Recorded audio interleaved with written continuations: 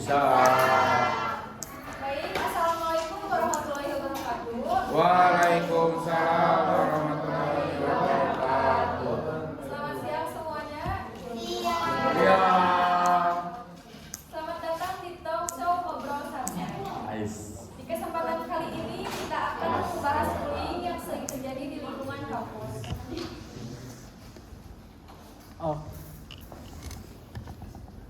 Bullying yang sering terjadi di lingkungan kampus. Bullying tidak hanya terjadi di sekolah, tetapi juga di lingkungan mahasiswa. Mulai dari perundungan verbal, tekanan senioritas, hingga kekerasan mental yang sering tidak disadari. Dan dampaknya bisa sangat serius bagi korban maupun iklim akademik. Bersama saya Ajrila sebagai host yang akan membawa kalian ke dalam acara ini. Sekarang bersama saya sudah hadir narasumber yang luar biasa, yaitu psikolog, perwakilan mahasiswi, dan juga dosen. Halo Pak dosen. Teman-teman. Bisa. Yang pertama yaitu mari kita pahami dulu apa sebenarnya yang dimaksud dengan bullying di kampus. Oke teman-teman, bullying adalah perilaku yang sangat tidak terpuji ya, yang dilakukan berulang kali untuk menyakiti orang lain, teman-teman. Ya, teman-teman. Tentunya berbentuk fisik, verbal atau sosial. Adapun bully bisa dilakukan di lingkungan kampus berbentuk ejekan atau pengucilan bahkan serangan di media sosial. Kalau dari aku sih biasanya ya pembulian di kampus itu bentuknya itu kayak terselubung gitu. Jadi bisa pada saat orientasi atau pada saat kegiatan UMKM, unit kegiatan mahasiswa yang UMKM ya. Kayak itu tuh misalnya tuh perkontrolan, bisa perkontrolan, terus ada tekanan senioritas dalam unit kegiatan mahasiswa, ejekan verbal, sampai ke pengucilan dalam kelompok. Dan dari walaupun pembulian ini tidak terlihat, tapi sebenarnya bulian verbal itu sangat sering terjadi dan sering tidak disadari oleh kita tuh sebagai pelakunya.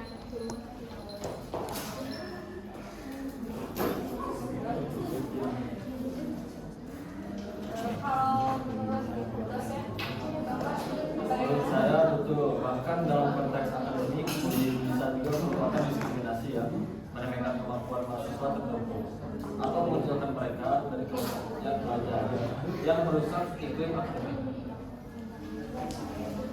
bisa kita lanjut ke yang kedua. Kalau sudah terjadi, dampaknya apa seperti apa bagi korban?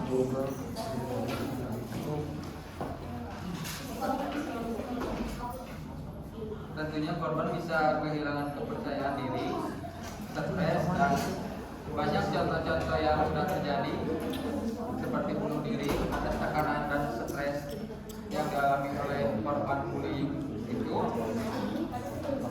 Jadi mereka merasa terisolasi tentunya, dan motivasi belajar dan motivasi untuk hidup lebih lanjut akan terganggu karena bullying tersebut.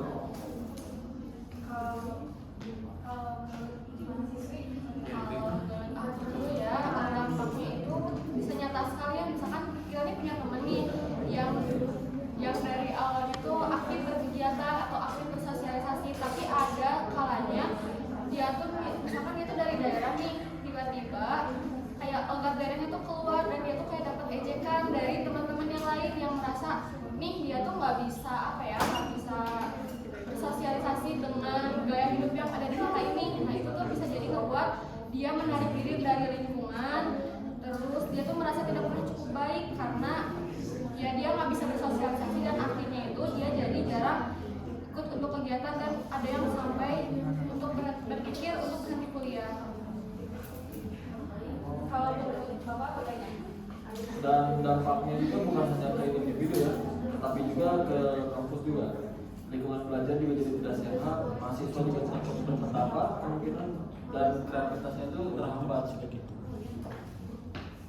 Kita lanjut ke yang ketiga. Kenapa bullying bisa terjadi di kampus yang seharusnya jadi tempat belajar dan juga berkembang?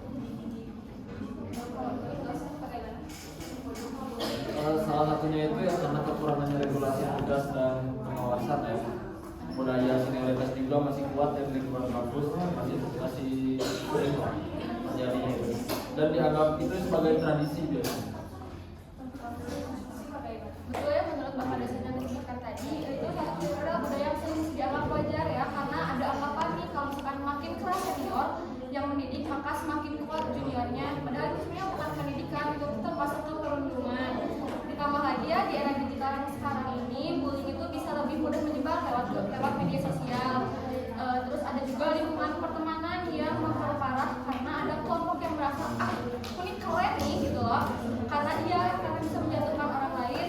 Jadi akar masalahnya itu bukan hanya tradisi, tapi juga kurangnya kesadaran bahwa bullying itu sebenarnya salah. Kalau di psikolog bagaimana? Betul apa yang kata mahasiswa ya, faktor psikologis juga berperan penting atas mahasiswa yang merasa mereka berkuasa sekali karena tidak ingin dijatuhkan, dan kebanyakan ingin mencari nama ya kalau seperti itu, dan itu suatu kebutuhan yang untuk diakui oleh mereka sendiri.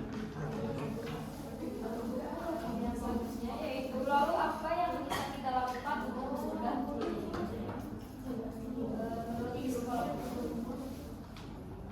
Kalau menurut saya kampus perlu menyediakan layanan konseling ya terhadap bullying ini, atau ruang aman bagi korban-korban bullying,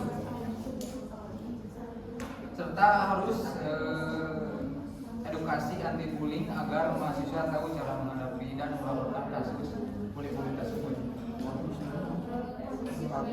Kalau dari sisi mahasiswa sebenarnya kami itu ingin mengembangkan gerakan peer support. Artinya itu mahasiswa itu saling mendukung, bukan malah saling menjatuhkan, karena kami juga sudah memulai kampanye ini di beberapa media sosial seperti seminar di beberapa media sosial, terus ada juga seminar dan kadang ada diskusi terbuka. Terus kami juga mendorong adanya reporting system yang ramah mahasiswa supaya korban itu berani untuk melapor tanpa takut dibalas, dan yang paling penting ini kami ingin mengubah mindset bahwa solidaritas itu bukan solidaritas yang menekan. Kalau mahasiswanya saling menghargai, bullying itu bisa kita hentikan bersama. Ya tentunya institusi juga harus punya peran yang jelas ya, seperti sanksi tegas dan membangun budaya yang inklusif. Kami juga perlu melibatkan dosen dan staf untuk jadi yang teladan. Kalau budaya kampus sehat, bullying akan berkurang dan semua mahasiswa juga harus merasa menghargai. Oke teman-teman, sekarang mari kita dengarkan audiens. Apakah ada yang pernah melihat atau mengalami bullying di kampus? Nah, kalau ada yang pernah merasakan, ada juga melihat, boleh diceritakan. Kalau misalkan dari aku sendiri ya, sebenarnya bukan dari lingkup kuliah, cuma dari lingkup yang masih SMA dulu gitu. Aku tuh sering melihat kayak kemudian dari jadi ada orang yang merasa bahwa dirinya tuh paling oke gitu loh. Biasanya kan circle-circlean ya kalau SMA tuh. Nah ada nih circle-nya yang merasa paling oke, dan ada orang yang kalian tahu kan yang nerdy kayak gitu, nerd. Jadi kayak baca buku terus padahal menurut aku tuh itu tuh nggak salah gitu. Itu kan kebebasan dirinya sendiri untuk jadi apa yang dia mau.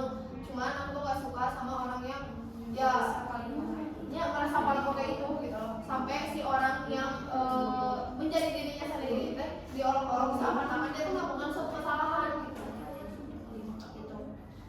Itu juga kadang masih sering terjadi ya di lingkungan kampus ini. Ada beberapa mungkin di kampus-kampus kita ada yang mengalami korban.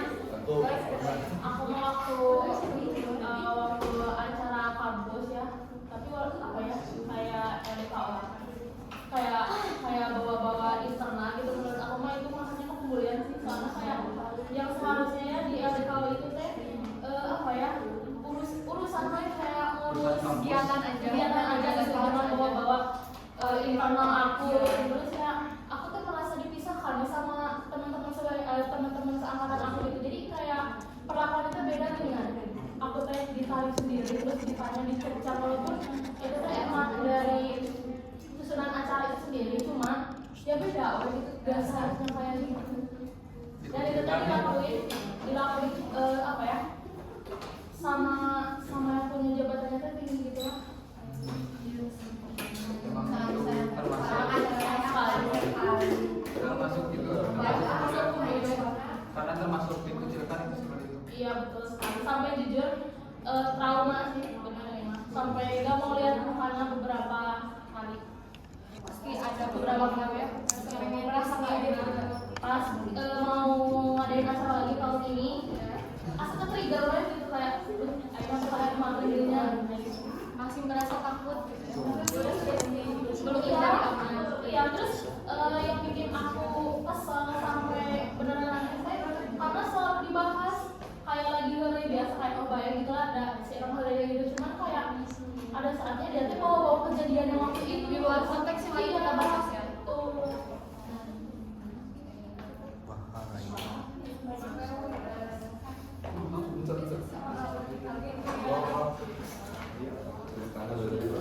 Cukup teman-teman?